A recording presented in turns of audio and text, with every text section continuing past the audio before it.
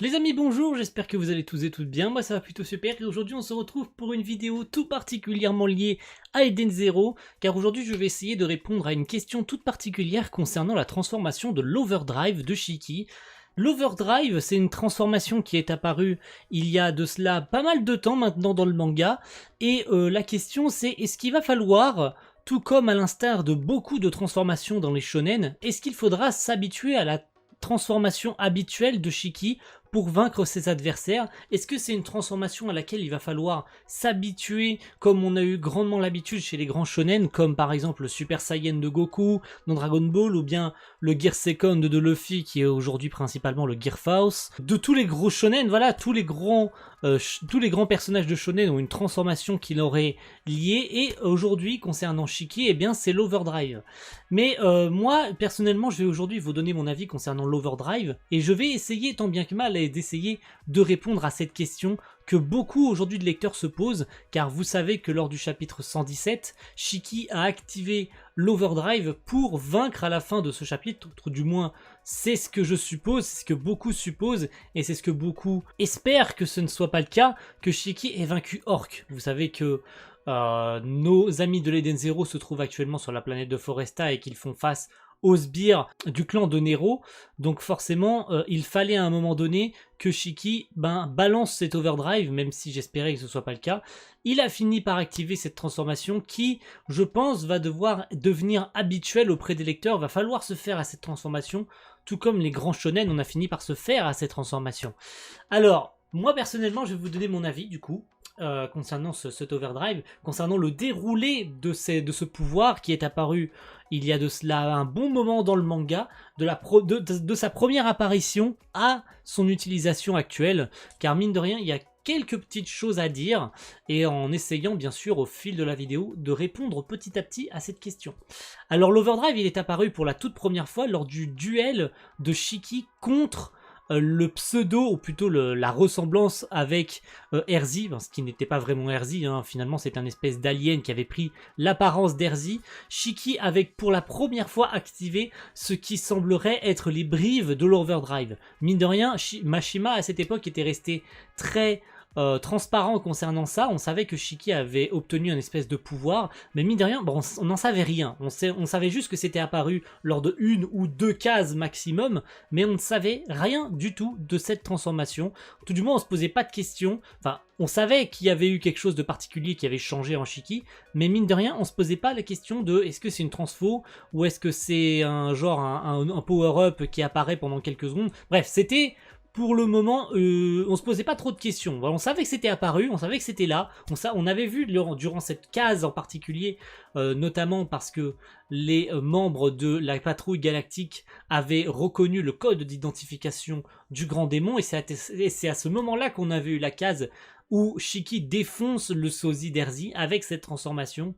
Mais ce n'était encore que les briefs de l'Overdrive à ce moment-là. Sa deuxième apparition, c'est durant le final du duel contre la Dame Écarlate sur Sun Jewel. Là, par contre, c'était beaucoup plus apparent. On avait vu Shiki beaucoup plus longtemps avec cette transformation, car il l'avait activé durant le duel, et on l'avait vu avec cette transformation à la fin du duel, lorsqu'il regarde dans les yeux la Dame Écarlate avec un visage qui fait peur à voir, on dirait à ce moment-là qu'il était très très très en colère. Alors est-ce que l'utilisation de l'Overdrive se fait via la colère, un peu à l'effigie du Super Saiyan qui s'active via la colère, car on se souvient que la toute première activation du Super Saiyan dans Dragon Ball, c'était dû à une colère intense qu'avait ressenti Goku à ce moment-là. Est-ce que l'utilisation ou la première activation de l'Overdrive se fait à cause de la colère? Est-ce que Mashima, car je me permets d'ouvrir une petite parenthèse, il est très très fan de Dragon Ball. Mashima a commencé en grosse partie et est fan de Toriyama. C'est donc, comme je disais, en grosse partie grâce à lui qu'il a commencé sa carrière de mangaka. Donc il se pourrait qu'avec la transformation de l'Overdrive, il ait fait un clin d'œil à la toute première transformation et à l'utilisation du Super Saiyan dans Dragon Ball. Alors est-ce que c'est vrai? Est-ce que l'Overdrive s'active à cause de la colère? Car on le voit que Shiki était vraiment très très très en colère à ce moment-là. On voit sa tête, on se rend compte qu'il n'était pas content du tout. Alors il n'était pas content pour une autre raison bien sûr, mais l'activation de l'Overdrive se faisait à partir du moment, et on le sait, que l'activation de l'Overdrive se fait à partir du moment où tu maîtrises le point critique. C'est-à-dire qu'une fois que tu n'as plus de pouvoir, l'Overdrive s'active pour te fournir une source d'énergie supplémentaire. Alors, est-ce que d'autres personnages tels que par exemple Drakenjo qui pouvait l'utiliser, ou bien Jin qu'on apprend qu'il est capable de l'utiliser, et c'est à ce moment-là qu'on apprend qu'il s'agit, et que le nom de cette transformation, il s'agit de l'Overdrive, c'est Jin qui nous l'apprend durant l'arc de Belial Goa, donc au chapitre 81 ou 82 il me semble, hein, je n'ai plus la spécificité, ou j'ai plus le titre du chapitre, ou plutôt le numéro du chapitre exact. Mais à ce moment-là, on apprend surtout de la part de Drakenjo que la transformation de Shiki et celle de Jin était une façon de l'Overdrive qui était incomplète. C'était une transformation qui n'était pas encore totalement maîtrisée, ce n'était que les prémonitions, ou plutôt les prémices de l'Overdrive. Alors, encore une fois, je vais me permettre de faire un petit clin d'œil à Dragon Ball. Vous savez qu'à ce moment-là, Dragon Ball Super était toujours en cours. Alors, c'est toujours en cours, hein, bien sûr. Mais je ne sais pas, il me semble que l'anime était déjà fini depuis très longtemps. Mais je peux me permettre quand même de dire que les briefs de l'Overdrive, l'activation complète, est-ce que cela ne vous ferait pas penser à l'Ultra Instinct de Goku? Car vous savez que Goku, au départ, maîtrisait les prémices de l'Ultra Instinct contre Jiren et a fini par maîtriser dans le manga la transformation complète de l'Ultra Instinct. Je veux pas partir sur un sujet où Mashima plagierait Toriyama, c'est absolument pas mon intention, je cherche pas à créer de tension entre les deux mangaka, je sais juste que Mashima est un grand fan de Toriyama et que c'est grâce à lui qu'il a commencé sa carrière. Maintenant, on peut pas cacher que Mashima fait plusieurs références à la pop culture dans ses mangas, et Eden Zero est sûrement le premier où il en fait un nombre astronomique. Maintenant, est-ce que c'est vraiment du plagiat? Est-ce que c'est juste, comme je le disais, des clins d'œil, signifiant qu'il est un gros fan de Dragon Ball et qu'il voulait rendre hommage à Toriyama en reprenant quelques petites idées comme ça? Je cherche pas à la comparaison, je dis juste que pour moi, il y a peut-être inspiration, ou il y a peut-être un clin d'œil, tout simplement. Je cherche pas je cherche pas à prouver quoi que ce soit, voilà. Donc merci de pas non plus chercher à insulter Mashima ou à chercher quoi que ce soit dans les commentaires qui pourrait prouver que Mashima plagie sur Toriyama. C'est absolument pas le but, voilà. Et enfin, l'activation de l'Overdrive s'est fait au chapitre 97, donc la transformation finale, au moment où Shiki se retrouvait en difficulté face à Drakenjo. Donc il activera l'Overdrive complet, donc sa version un peu démoniaque, hein, que vous pouvez apercevoir probablement ici, hein, où je pointe mon doigt, voilà. Il s'agit du Shiki, bien sûr, de la cover du 12e tome. Hein. Alors, cette transformation finale, on l'attendait pas spécifiquement. Maintenant, son utilisation, et c'est là que la question vraiment se pose, est-ce que son utilisation va se faire toujours? Est-ce que à chaque difficulté, Shiki sortira cette transformation? Est-ce que ça va devenir habituel de voir Shiki activer l'Overdrive à la moindre difficulté? Est-ce que ça va être tout simplement une transformation de secours finalement, où quand Shiki se retrouvera en difficulté face à un adversaire trop fort pour lui? Est-ce que ça va être une utilisation telle que j'active l'Overdrive, j'utilise le briseur de météores comme il l'a pu faire lors du 117e chapitre, et il one-shot ton adversaire? Est-ce que ça sera ça? Est-ce que il va avoir des adversaires plus forts? Je ne sais actuellement pas qu'est-ce que donnera le chapitre 118. Je peux pas vous le dire parce que cette vidéo sortira le jour même, mais je ne sais pas actuellement, je tourne plus tôt, donc je ne pourrais même pas vous dire s'il y aura eu un changement. Est-ce que Shiki aura vraiment vaincu Orc? Je ne pense pas, et j'espère très fort que Shiki n'aura pas vaincu Orc.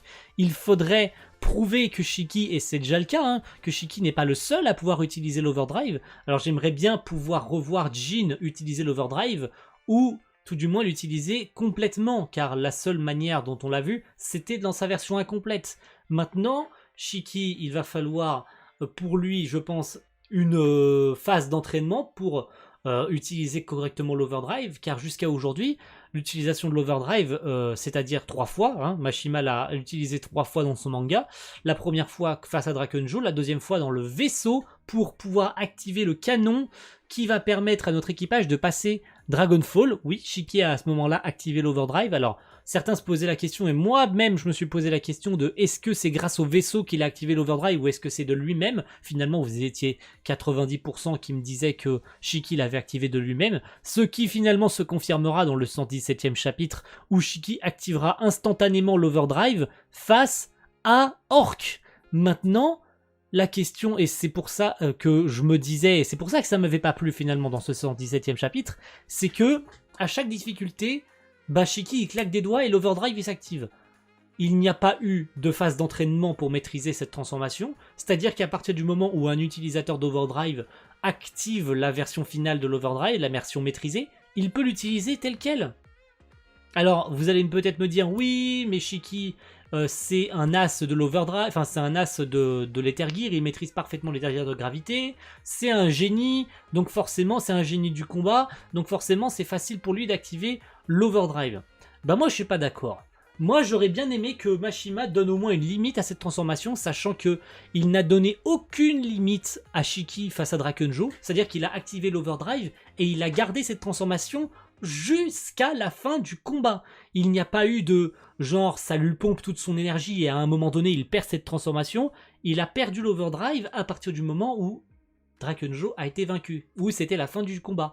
Donc on suppose que l'Overdrive ça va être quelque chose que Shiki va pouvoir activer à n'importe quel moment sans avoir eu à s'entraîner pour l'utiliser ou pour l'activer. Là où vous vous rappelez, hein, je vais me permettre encore une fois d'ouvrir la parenthèse Dragon Ball, Goku a eu besoin de s'entraîner pour maîtriser le Super Saiyajin ou pour l'Ultra Instinct. Et ça a été le cas pour tous les autres. Pour le Bankai d'Ichigo, il a dû s'entraîner pour l'utiliser. Le Gear Second, Luffy a dû s'entraîner pour l'utiliser. Il n'a pas pu l'utiliser comme ça lui chante. Il sait pertinemment qu'il a un temps désigné pour utiliser le Gear Second, il sait qu'il ne peut pas l'utiliser tout le temps. Ça lui pompe son énergie et ça lui défonce la santé. Goku c'est pareil, ça lui absorbe une quantité phénoménale de ki. Et ça a été encore plus flagrant avec le Super Saiyan 3 à la fin du manga, où ça lui pompait beaucoup trop d'énergie. Alors actuellement, Shiki n'a aucune limite à l'utilisation de l'Overdrive. Est-ce que ça va être le cas face à Orc, qui va se rebeller et qui n'a pas été vaincu grâce à l'utilisation du briseur de météores, et qu'il va se relever et activer de lui-même l'Overdrive, sachant qu'il est au courant que Shiki sait l'utiliser maintenant, et qu'il a fait face à cet ennemi beaucoup plus fort qu'il ne le pensait. Alors est-ce qu'il va se rebeller ou est-ce que Shiki a vraiment vaincu Orc, cette espèce de semi-robot?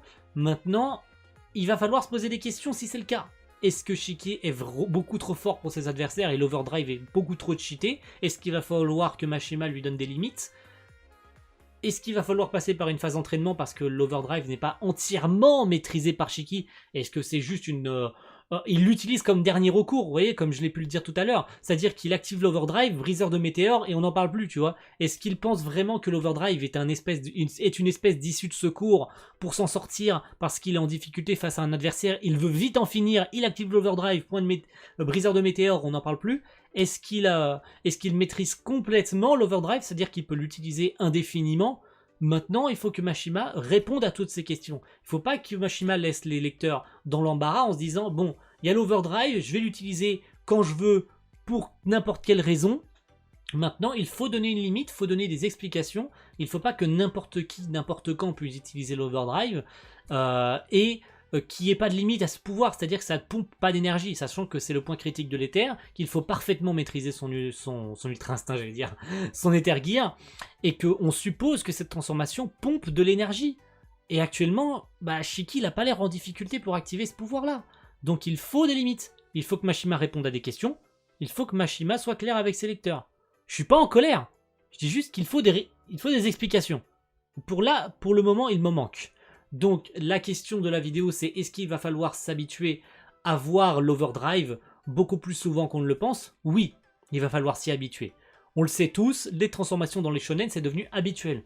On a l'habitude de voir Goku et c'est la première chose qu'on attend, c'est que Goku se transforme en Super Saiyan. Dès qu'il se transforme en Super Saiyan, on sait que le combat débute. Ichigo, dès qu'il activait le Bankai, au bout d'un moment il l'activait même plus. Il utilisait son pouvoir, il était directement en Bankai. Donc ça devenait une habitude aussi, on se posait même plus la question de savoir s'il activait le Bankai ou pas. Luffy maintenant on sait que c'est une habitude, dès qu'il a un ennemi en face qui est trop fort pour lui, il active le Gear Force. Ça devient une habitude. Mais maintenant on sait que tous ces pouvoirs ont des limites. Même Luffy a des limites. Même Goku a des limites. Même Ichigo a des limites. Donc pour Shiki, qui est aussi un héros de shonen, il faut que Mashima s'impose des limites. Et j'attends que ça. Maintenant, je fais juste que vous prévenir et je fais juste que vous donner mon a priori par rapport à l'Overdrive. Voilà. J'espère que cette vidéo vous aura plu. J'espère avoir tout du moins été assez clair par rapport à mes propos. J'espère pas avoir été trop violent ou quoi. C'était pas mon intention. Je cherchais pas à critiquer ou à dire quoi que ce soit. Je cherchais pas non plus à comparer à d'autres mangas. Je faisais juste le parallèle avec les gros shonen, etc. Parce que Mashima, on sait que même si beaucoup ne l'aiment pas, il est quand même un pilier avec Fairy Tail.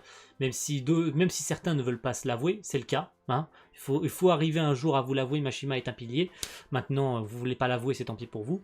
Mais il va falloir, je pense, aujourd'hui, s'habituer à l'Overdrive, à le voir plus souvent. Mais il faut qu'un jour Mashima s'impose des limites. Il faut qu'enfin un adversaire soit trop fort pour Shiki, même avec l'Overdrive.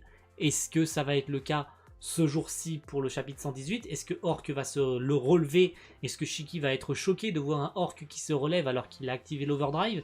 Est-ce que Orc est trop fort pour lui? Est-ce que Shiki, même en Overdrive, ne va pas faire le poids? Je n'en sais rien. Mais en tout cas, il faut que Mashima réponde à ces questions. Car je pense qu'il y a des lecteurs qui en ont besoin. Il faut que les lecteurs soient rassurés par ça. Et moi le premier, d'ailleurs. Voilà. Merci à tous et on se retrouve très vite pour de nouvelles vidéos. Ciao tout le monde. Bye.